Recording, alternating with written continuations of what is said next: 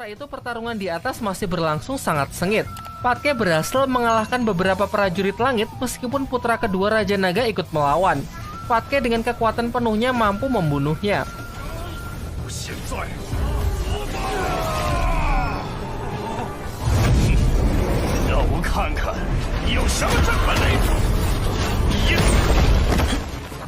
Namun sayangnya Biksu Tong benar-benar bukan tandingan dari Dewa Erlang.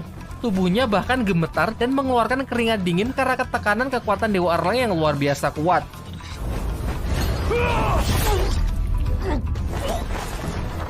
Di sisi lain, Bailang berhasil menemukan pedang segel persis seperti yang dikatakan oleh Sun Wukong. Sekuat tenaga, Bailang pun berusaha mencabut pedang tersebut sehingga akhirnya jiwa Wukong pun bisa terbebas. Namun meskipun begitu, Sun Wukong yang sekarang hanya berbentuk roh saja. Menyadari kejadian di atas yang sangat kacau, ia pun meminjam tubuh Bailang. Di waktu yang bersamaan, Biksu Tong yang telah mencapai batasnya sebentar lagi akan dihabisi oleh Dewa Erlang. Untung saja Sun Wukong datang tepat waktu dengan wujud kera raksasanya. Ia kemudian memberikan serangan-serangannya untuk memukul mundur Dewa Erlang. Lalu ia menemui Biksu Tong. Terlihat para adik seperguruannya yang sangat senang melihat kakaknya telah kembali. Walaupun begitu, Wukong tak bisa menahan amarahnya kepada Biksu Tong yang kala itu malah membantu para dewa. Andai saja saat itu mereka mau bekerja sama, mereka bisa kabur meninggalkan Istana Langit. Ya, tak ada gunanya juga mempermasalahkan masa lalu. Ia pun segera berbalik untuk kembali menghadapi Dewa Erlang. Namun karena ini bukanlah tubuh aslinya, membuatnya tak bisa menggunakan seluruh kemampuannya. Ia kemudian menyuruh Biksu Tong dan yang lainnya untuk menunggunya menyelesaikan pertarungan. Pertarungan pun kembali terjadi. Wukong memanggil pasukan keranya untuk menyerang Dewa Erlang. Namun dengan cepat bisa segera diatasi oleh Dewa Erlang. Ternyata semua tadi hanyalah ilusi untuk mempermainkan Dewa Erlang. Tibalah duel yang sebenarnya dengan serangan kuat milik Wukong yang menghempaskan Dewa Erlang.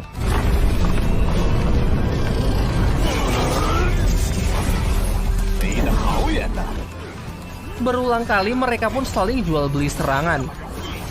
Sementara itu, melihat salah satu putranya terbunuh membuat Raja Naga sangat murka. Kemudian datang juga Yilong yang memperlihatkan luka di matanya akibat serangan dari Aose. Sedangkan kakak Aose pun meminta izin kepada Biksu Tong untuk membawa adiknya tersebut kembali ke tempat asalnya, yaitu Istana Naga Laut Timur. Meskipun sempat menolak, akhirnya Biksu Tong pun membiarkannya mengingat ini adalah urusan keluarga. Namun Raja Naga yang meminta keadilan protes kepada kakak Aose. Ia mengatakan kalau seharusnya sesama bangsa naga harus saling membantu. Namun kakak Aose pun malah mempojokannya. Ia berkata bahwa ia sama sekali tak tahu mengenai Sun Wukong yang disegel di tempat ini. Menurutnya terlalu banyak kejanggalan sehingga perlu diselidiki lebih lanjut mengenai keterlibatan klan naga laut selatan dalam masalah ini. Ia pun akhirnya membawa Aose segera pergi ke tempat asalnya, yaitu Istana Naga Laut Timur. Sedangkan Biksu Tong dan yang lainnya beristirahat sembari menunggu pertarungan Sun Wukong. Sebagai jenderal tertinggi, jelas kekuatan tempur dari Dewa Erlang tidak diragukan lagi. Sementara Wukong sama sekali tak diuntungkan karena tak bisa mengerahkan seluruh kekuatannya akibat batasan tubuh Bailang yang ia gunakan. Ia pun memanfaatkan berbagai kecerdikan dengan mengubah dirinya menjadi ribuan Wukong mini untuk menyerang Dewa Erlang dari segala sudut. Sayangnya Dewa Erlang bisa mengatasinya dengan sangat mudah dan malah mengatakan trik murahan seperti ini bukan apa-apa bagi dirinya. Hingga akhirnya Wukong pun mendobrak batasan dari tubuh Bailang dengan berubah ke mode kera raksasanya. Berhasil menghajar Dewa Erlang bertubi-tubi. Semakin kesal, Dewa Erlang pun yang awalnya tak ingin menggunakan kekuatan penuhnya, tak ada pilihan lain. Lantas serangan terkuat dari tombak apinya ia keluarkan yang mampu menembus pertahanan terkuat milik Sun Wukong.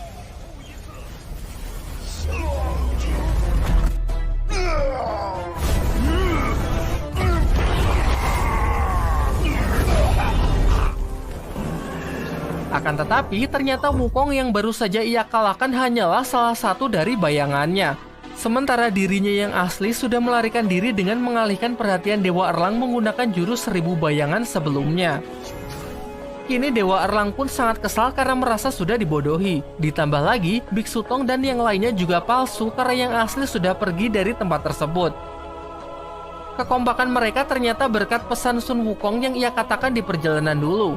Wukong membuat semacam kode darurat, yaitu jika ia berkata, "Tunggu aku menyelesaikan pertarungan," maka itu berarti mereka harus bersiap untuk melarikan diri. Tak disangka ternyata kode itu pun sekarang menyelamatkan mereka. Wukong yang menyusul sama sekali tak bisa berhenti tertawa mengingat Dewa Erlang yang sudah ia bodohi. Mereka pun merasakan nostalgia dengan melakukan perjalanan bersama. Sayangnya tak lama waktu berselang, kekuatan Wukong pun mencapai batasnya. Rohnya pun keluar dari tubuh Bailang. Ia lantas berpamitan untuk segera pergi ke alam bawah agar bisa terlahir kembali. Ia juga berjanji pasti ia akan kembali menyusul Biksu Tong dan yang lainnya. Setelah semua yang terjadi, Biksu Tong pun semakin yakin dengan jalan yang sudah ia pilih ini adalah jalan yang benar untuk menegakkan keadilan. Ia juga membuang simpai emas Wukong yang awalnya ia gunakan untuk menekan kekuatannya jika sewaktu-waktu Wukong bertindak liar. Sementara Bailang yang sudah tersadar sangat syok karena memimpikan Xiaoyi. Ia segera mengecek api penyucian, namun betapa paniknya setelah melihat api tersebut yang sudah padam. Dan ternyata api penyucian tersebut kembali menjelma menjadi sosok Xiaoyi. Tentu perjalanan mereka masih berlanjut. Film diawali dengan pertarungan hebat yang terjadi antara kakek naga dengan kelompok Biksu Tong. Terlihat ada Patkai, Wuqing, Bailang, Xiaoyi, dan Biksu Tong sendiri. Diperlihatkan kakek naga ini sangatlah overpower dengan kekuatan elemen api yang ia lepaskan membuat tempat tersebut layaknya sebuah neraka. Tak hanya itu, ia juga memiliki kekuatan membangkitkan pasukan mayat hidup yang ia kendalikan untuk melawan rombongan Biksu Tong.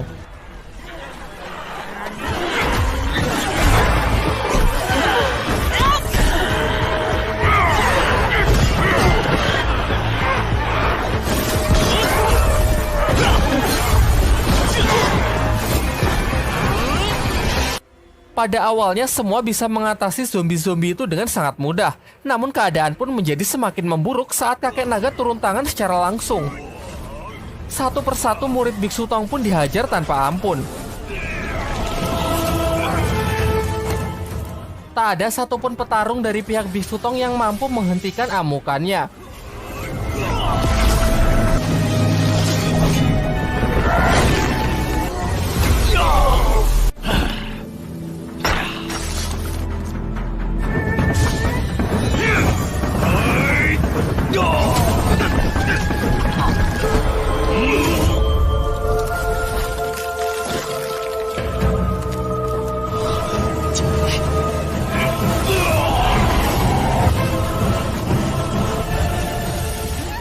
Sampai pada akhirnya mereka semua pun tewas, hanya menyisakan Xiaoyi dengan kesedihan yang mendalam melihat teman-temannya mati tepat di depan matanya.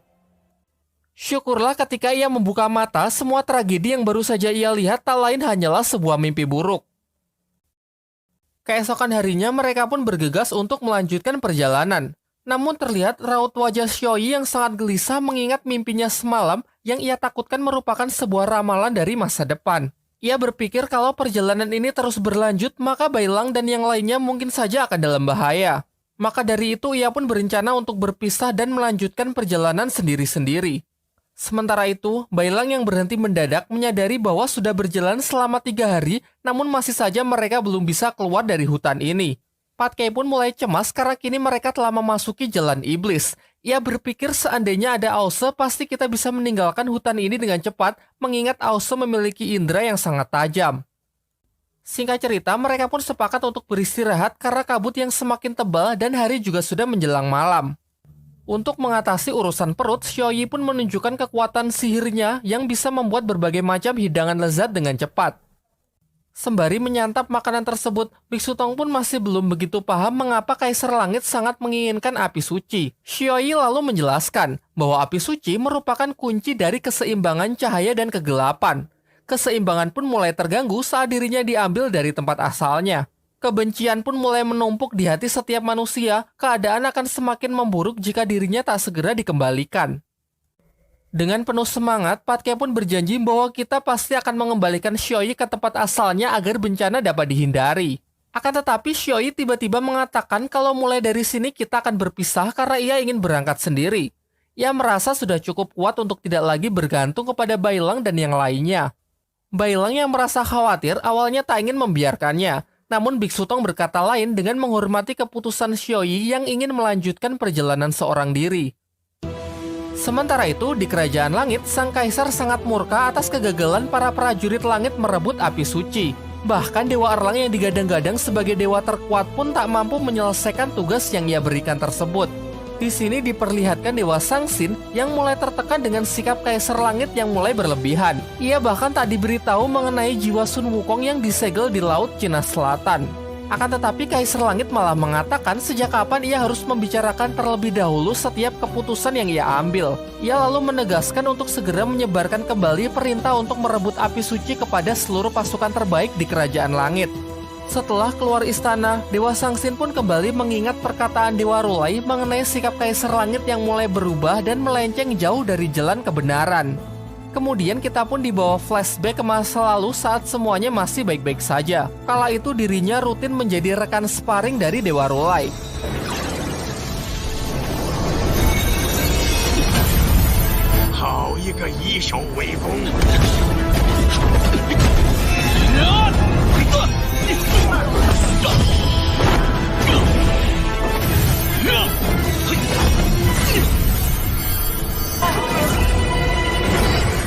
Duel persahabatan mereka itu pun disaksikan oleh para petinggi kerajaan beserta Kaisar Langit yang saat itu sangat membanggakan dua dewa tersebut berada di pihaknya. Namun meskipun begitu, Dewa Sangsin kini masih belum berpindah haluan. Ia masih cukup yakin dan setia mengemban tugasnya sebagai penjaga Kerajaan Langit. Ia lantas memerintahkan para pasukan pilihannya untuk pergi ke Jalan Iblis, menghasut para siluman di sana agar mau bekerja sama menangkap Biksu Tong dan mengambil api penyucian. Di sisi lain, Xiaoyi terlihat sendirian menyusuri gelapnya hutan yang diselimuti kabut yang semakin tebal. Dari belakang, ia dikagetkan dengan kemunculan seekor gagak yang sangat menyeramkan. Dengan kepolosannya, ia lantas memberi gagak itu sedikit buah-buahan yang ia bawa. Namun sayangnya sekawanan gagak yang haus akan darah itu pun berbondong-bondong justru menyerangnya.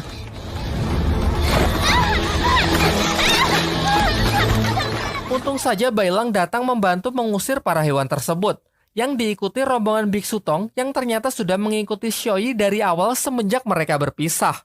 Mereka pun tak ada henti-hentinya tertawa melihat kepolosan Xiaoyi yang mencoba memberi buah-buahan kepada para gagak karnivora yang menginginkan darah segarnya. Dari sini Xiaoyi pun mulai mengungkapkan alasan sebenarnya ia ingin menempuh jalannya sendiri. Beberapa waktu yang lalu, ia bermimpi buruk yang memperlihatkan kematian Bailang dan yang lainnya. Ia percaya bahwa mimpi tersebut adalah sebuah ramalan yang akan menjadi kenyataan jika mereka terus bersama. Menurutnya, cara satu-satunya untuk menghindari hal tersebut adalah dengan mengambil jalan masing-masing. Biksu Tong lalu menjelaskan bahwa kematian adalah sebuah takdir. Singkatnya, Xiaoyi pun mempercayai hal itu dan akhirnya mereka pun kembali melanjutkan perjalanan bersama. Di tengah perjalanan, Patke mempertanyakan bagaimanakah kira-kira sekarang nasib Wukong dan Aose. Menurut Biksu Tong, Wukong sudah berada di jalan yang benar dengan pergi ke alam bawah. Sementara Aose yang dibawa pulang oleh kakaknya mungkin sedang diadili karena penyimpangan-penyimpangan yang telah ia lakukan selama ini. Dan benar saja, jauh di Istana Naga Laut Timur, Aose tengah dirantai untuk menghadapi sidang dari suku naga guna mempertanggungjawabkan semua perbuatan yang telah ia lakukan. Di sana ada ayah Aose yang memasang wajah marahnya atas ulah Aose yang menurutnya sangat memalukan. Kalau kalian ingat, ayah Aose ini adalah sosok kakek naga yang membantai kelompok Biksu Tong dalam mimpi Xiaoyi di awal tadi ya. Kembali ke cerita, sidang tersebut juga dihadiri oleh Raja Naga Laut Selatan yang paling bersuara keras agar Aose mendapatkan hukuman mati. Hal ini karena Aose telah mengkhianati suku naga melalui tindakannya yang bersekongkol dengan Biksu Tong. Terlebih lagi karena dengan kejamnya ia telah membutakan salah satu mata puteranya. Terlihat banyak anggota suku naga lain yang mendukungnya bersorak setuju dengan hukuman mati yang harus dijatuhkan kepada Aose. Jelas Aose pun tak tinggal diam. Ia memberikan pembelaannya dengan mengatakan bahwa diam-diam Raja Naga Laut Selatan telah menyegel jiwa Sun Wukong di wilayahnya. Selain itu, ia juga bersekutu dengan para dewa yang berencana menggulingkan kekuasaan dari para Raja Naga demi menguasai seluruh istana naga. Hal ini diperkuat dengan kesaksian kakak Aose yang juga berada di sana. Bahkan Aoling, putra dari Raja Naga Laut Selatan pun juga membela Aose dengan memberanikan dirinya untuk mengatakan hal yang sama. Ia kemudian memohon kepada ayahnya agar tak lagi menuntut hukuman mati kepada Aose. Sayangnya hal itu tak membuat Raja Naga Laut Selatan gentar sedikit pun. Dengan berbagai argumennya, ia tetap menuntut hukuman mati dijatuhkan. Dukungan dari mayoritas suku naga pun semakin membuatnya besar kepala. Sampai akhirnya ayah Aose pun mulai angkat bicara. Ia mengungkapkan kemarahannya karena Aose yang tak ada henti-hentinya mempermalukannya. Mengingat dulu Aose juga pernah melukai Yuzong, putra naga gunung Qianyu yang membuat sang ayah harus menanggung semua imbasnya. Pembicaraan pun semakin memanas karena Aose malah mengatakan kalau dari dulu ayahnya itu sangat egois yang hanya mementingkan harga dirinya sendiri ketimbang para putranya. Ia mengaku kalau semua perbuatannya sengaja ia lakukan untuk mempermalukan dan membuat marah ayahnya tersebut. Mendengar hal itu, kini tak ada yang perlu dibicarakan lagi. Dengan murkanya, ayah Aose pun menyebut Aose sampah lalu pergi dan menyerahkan keputusan tersebut sepenuhnya kepada pengadilan suku naga. Dengan ini, pengadilan secara resmi menjadwalkan hukuman mati kepada Aose besok siang di hadapan seluruh suku naga. Setelah pengadilan ditutup, Raja Naga Laut Selatan pun sangat marah kepada Aoling karena berusaha memojokkan ayahnya sendiri dengan memberikan pembelaannya kepada Aose. Secara paksa, ia juga telah mengatur perjodohan Aoling dengan putra Raja Naga Laut Utara. Tak lama setelah itu, diperlihatkan Aoling yang sedang mencari sebuah gelang yang menyimpan sebuah cerita di baliknya. Kita pun dibawa flashback ke masa kecil saat ia masih berada di Akademi Suku Naga. Kala itu ia tengah bersedih karena gelang kesayangannya dirusak oleh kakaknya. Lantas ia pun mengadukan hal ini kepada sang ayah, namun ayahnya tak sedikit pun bersimpati. Ia justru membela putra sulungnya yang menurutnya berpotensi besar kelak menjadi putra mahkota Istana Naga untuk menggantikan dirinya. Ia kemudian malah membuang gelang tersebut dan menyuruh Aoling agar fokus saja belajar. Aoling yang bersedih lalu menyendiri di sebuah pinggir danau. Di saat bersamaan, ia mendengar keributan yang memperlihatkan Aose kecil tengah dibully oleh teman-teman sekelasnya. Aoling yang mengetahui hal itu kemudian menyarankan agar melaporkan masalah ini kepada ayahnya. Namun ternyata nasib Aose juga tak jauh beda dari Aoling karena jika ia memberitahukan masalah ini, ayahnya juga tak akan peduli. Meskipun begitu, ia tak sedih sedikit pun. Ia justru lebih suka hidup bebas untuk memilih jalannya sendiri daripada terus mengikuti perintah ayahnya.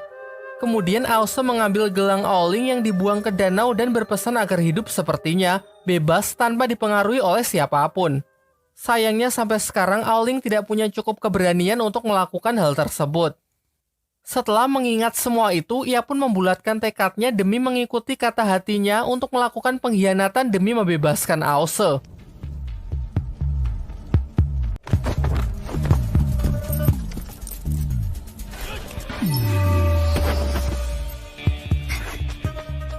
Singkat cerita, ia pun berhasil menyusup, mencuri kunci penjara dari penjaga, dan datang untuk melepaskan Aose. Sialnya pelarian mereka ketahuan oleh para penjaga sehingga mereka dikembalikan ke dalam penjara.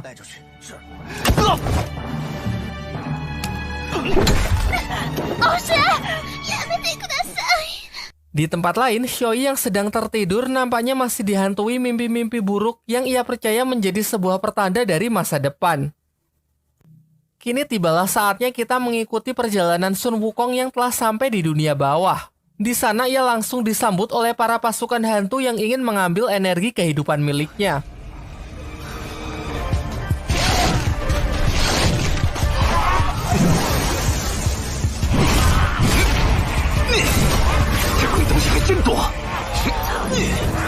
Tentu saja Wukong bisa dengan mudah mengatasi mereka sekaligus membuat semuanya lari ketakutan. Tak lama setelah itu, ia pun bertemu dengan salah satu Dewi Kematian yang memang bertugas memandu jalan setiap jiwa yang datang ke alam bawah. Para Dewi Kematian di sini tak memiliki nama, semua berwujud sama dan juga tak mengenal satu sama lain. Pikiran mereka telah dimurnikan sehingga tak ada yang mereka ingat selain tugasnya untuk memandu para jiwa yang datang. Lantas ia pun mengantar Sun Wukong menuju suatu tempat yang disebut jembatan terlupakan agar bisa terlahir kembali. Di perjalanan mereka sempat bertemu salah satu jiwa seorang nenek yang merupakan jenis jiwa tersesat akibat belum bisa menerima kematiannya. Hal ini membuat jiwa jenis ini tak akan bisa terlahir kembali. Singkat cerita, sampailah Wukong di jembatan terlupakan, di mana setiap jiwa yang melintasi jembatan ini pikirannya akan dimurnikan sehingga akan kehilangan seluruh ingatannya semasa hidup di dunia. Sang Dewi Kematian juga memperingatkan bahwa alam bawah akan terus menyerap energi kehidupan dari tiap-tiap jiwa. Jika Wukong tidak bisa melewati jembatan ini sebelum jiwanya rusak, maka ia akan jatuh ke dalam kegelapan untuk selamanya. Sebelum berpisah, Wukong pun mengajukan pertanyaan terakhir, mengapa Dewi Kematian tak melintasi jembatan ini saja agar bisa bereinkarnasi. Selain itu, memang sudah berapa lama mereka melakukan pekerjaan ini. Tak ada satupun pertanyaan Wukong yang bisa ia jawab. Mungkin selamanya ia akan melakukan hal ini hingga ada seseorang yang memberitahu nama aslinya. Kemudian Wukong pun mengungkapkan rasa terima kasihnya dan berjanji pasti ia akan membantu Dewi Kematian tersebut menemukan jati dirinya. Namun sang Dewi Kematian pun ragu karena setelah melintasi jembatan terlupakan ini, Wukong juga tak akan mengingat apapun. Lalu Wukong pun meyakinkannya kalau ia berbeda dari makhluk fana yang akan melupakan segalanya. Ia adalah sang Raja Keras Sakti yang jika sudah berjanji pasti akan ia tepati. Mulailah ia berlari melintasi jembatan terlupakan yang sekilas mengingatkan kita dengan adegan Son Goku yang melewati jalur naga di anime Dragon Ball ya.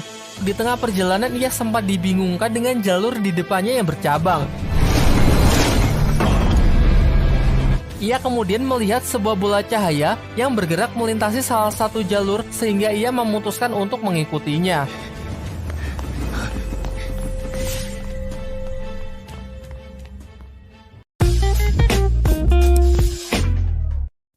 Halo teman-teman, di bagian sebelumnya, Aose dibawa ke pengadilan suku naga untuk mempertanggungjawabkan perbuatannya selama ini. Setelah perdebatan panas antara sifat angkuhnya melawan ayahnya sendiri, akhirnya berujung pada Aose yang divonis hukuman mati.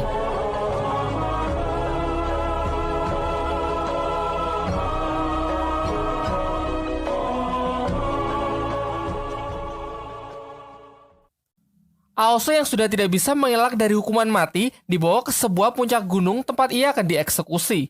Hukuman mati dari para naga adalah dimangsa oleh burung Garuda merah yang memang menjadi makhluk yang paling ditakuti oleh bangsa naga itu sendiri.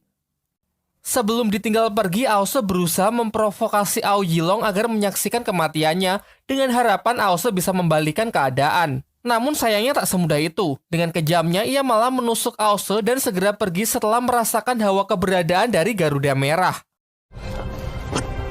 Di waktu yang bersamaan, Aoling putri Raja Naga Laut Selatan mencoba kabur karena tak ingin dinikahkan dengan putra Raja Naga Laut Utara. Namun karena tindakannya sebelumnya yang berani menerobos penjara, kini ia dijaga oleh pasukan di bawah perintah ayahnya. Ketika ia mencoba memberontak dan nyaris bisa melarikan diri, sang ayah sudah menyambutnya dengan sebuah tamparan keras.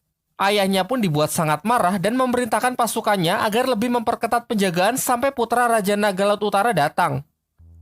Kembali ke tempat Aose menjelang detik-detik kematian, ia kembali mengingat masa kecilnya dengan seorang teman yang tak lain adalah Yuzong, putra dari Raja Naga Gunung Tianyu. Mereka sering menghabiskan waktu bersama dari sekedar bermain sampai menggali potensi Aose.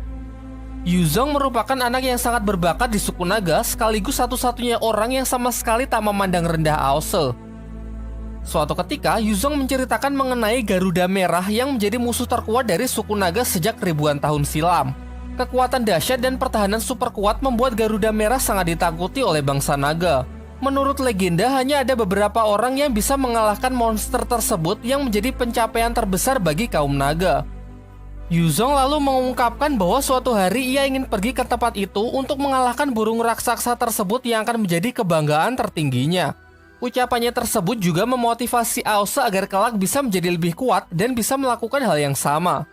Namun nampaknya itu hanya akan menjadi mimpi belaka karena sang Garuda Merah sudah benar-benar muncul terbang bebas di atasnya dan siap menerkamnya kapan saja. Meskipun dengan sekuat tenaga ia melepaskan kekuatan petirnya, namun tetap saja usahanya itu menjadi sia-sia. Beruntung Aoling yang berhasil kabur dari penjagaan ketat ayahnya datang untuk menghancurkan rantai yang mengikat Aose. Sebagai gantinya, Aoling meminta agar Aose membawanya pergi kemana saja asalkan ia tak bertemu dengan ayahnya lagi. Lantas mereka berdua pun segera bergegas untuk lari dari tempat berbahaya tersebut. Sayangnya monster yang mereka hadapi memiliki kecepatan yang luar biasa, dengan sekejap ia mampu menghadang mereka. Aose yang sadar tak bisa bergerak lebih cepat dari Garuda Merah melarang Aoling agar berhenti berlari. Ia pun berencana memukul mundur monster tersebut lalu mencari kesempatan untuk kabur. Kita lalu dibawa kembali flashback. Diperlihatkan Aose kecil bersama Yuzong tengah melihat Garuda Merah untuk pertama kalinya. Yuzong meminta Aose agar tak takut karena tak mungkin monster itu bisa menghampirinya turun ke bawah. Ia juga mengatakan kalau dengan petir merah yang dimiliki Aose berpotensi besar menjadi sangat kuat yang nantinya bisa ia gunakan untuk menaklukkan Garuda Merah.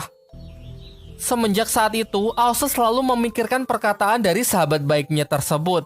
Namun ia merasa pesimis kalau bisa melakukan hal itu.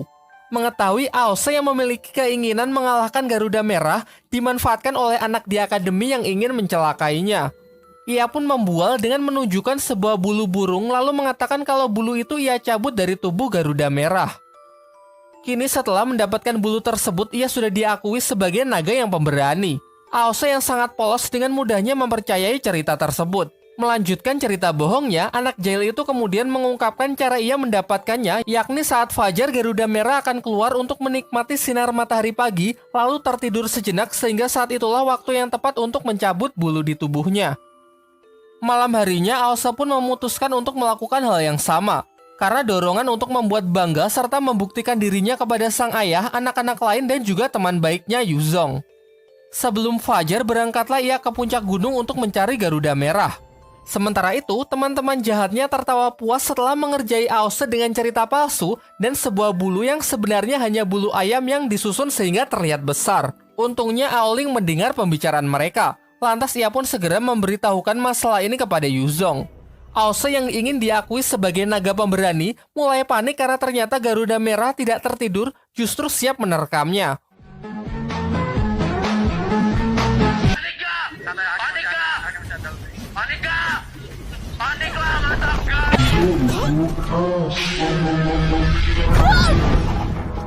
Untung saja Yuzong dengan kekuatan roh naganya datang tepat waktu dan berhasil melepaskan Aose dari cengkeraman monster tersebut.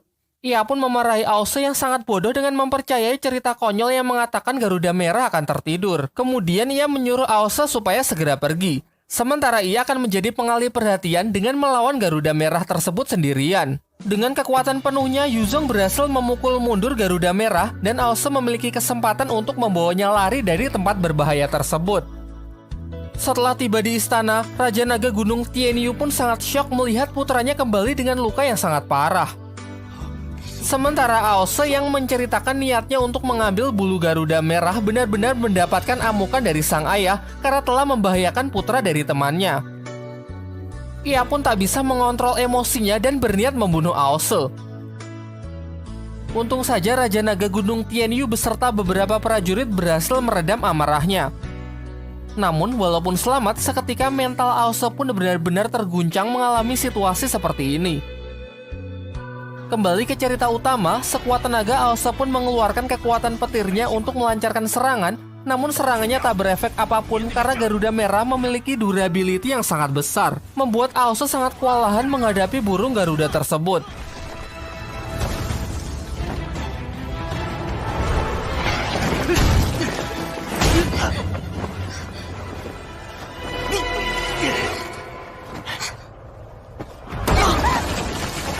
Sampai mereka lengah membuat Aoling nyaris dimangsa oleh Garuda Merah. Seketika Aose pun bangkit dengan seluruh sisa kekuatannya berhasil melepaskannya.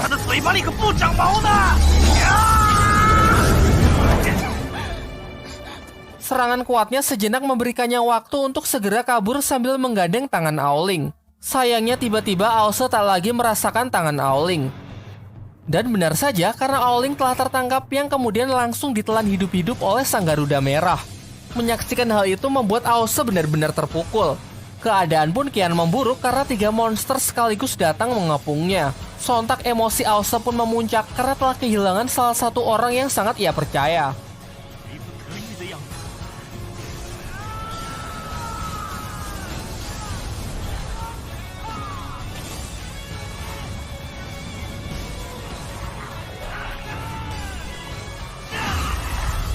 Ia lantas mengamuk dan secara brutal menghajar satu persatu burung tersebut. Sayangnya itu saja masih belum cukup karena ia harus menghadapi 3 monster itu sekaligus. 用石头扔死你！ Sampai akhirnya ditelan rasa putus asa, sebuah kilatan petir terlihat di langit menandakan ada yang datang untuk menyelamatkannya.